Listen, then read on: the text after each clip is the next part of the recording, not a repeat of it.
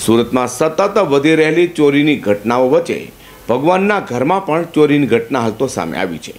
વાત કરવાની છે મૈધરપુરામાં આવેલા શ્રી સંકટ મોચક હનુમાનજીના મંદિરમાં ત્રાટકેલા ચોરે ભગવાનનો મુગટ અને દાનપેટીની ચોરી કરી હોવાનું સામે આવ્યું છે।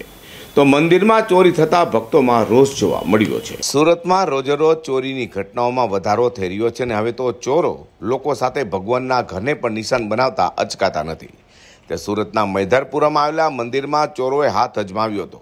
વાત એમ છે કે મૈધરપુરા ખાતે આવેલા કુંભાર શેરીમાં 80 વર્ષ જૂના શ્રી સંકટ મોચક હનુમાનજી મંદિરમાં ત્રાટકેલા ચોરે મંદિરનું બારણું તોડી મંદિરમાં પ્રવેશી ભગવાનના મુગટ અને દાનપેટીની ચોરી કરી હતી। હાલ તો મંદિરમાં થયેલી ચોરીની જાણ પૂજારી અને ટ્રસ્ટીઓને થતાં મંદિરે દોડી ગયા હતા અને પોલીસ ફરિયાદની તજવીજ હાથ ધરી છે। આજે સવારે 7 વાગ્યાથી 8 વાગ્યા સુધીમાં આ સંકટ મોચક હનુમાનનું મંદિર મૈધરપુરા કુંભારસિંહ નાકે આવેલું છે।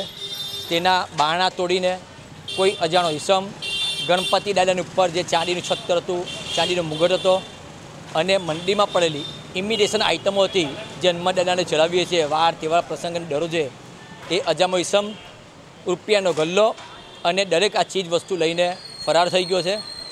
અમે તરત મૈધરપુરા પોલીસનો સંપર્ક કર્યો, 100 નંબરનો સંપર્ક કર્યો, તાત્કાલિક પોલીસનો સાથ અને સહકાર મળ્યો છે।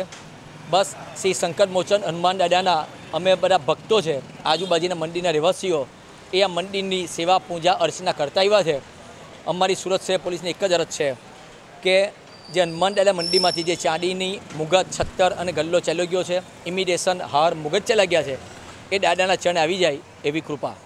તો બીજી તરફ શ્રી સંકટ મોચક હનુમાનજી મંદિરમાં થયેલી ચોરીને લઈને લોકોમાં પણ રોષ જોવા મળ્યો હતો અને પોલીસની સીસીટીવીની વાતો પણ કાગળ પર હોવાનો બળાપો કાઢ્યો છે। અઝર કુર્સી સાથે હર્ષદ સેઠા।